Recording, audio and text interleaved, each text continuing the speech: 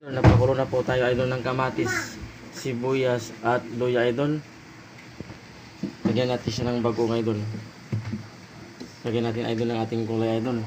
Yan o. Wow, healthy idol. Lagyan natin itong ating kulay idol. Ayun.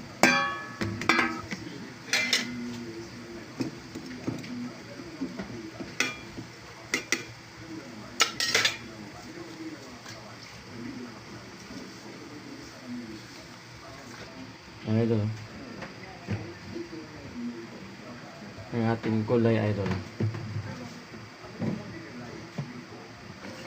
Ang idol.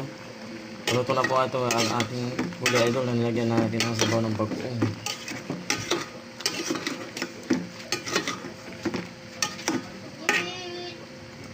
Yummy. Bango idol.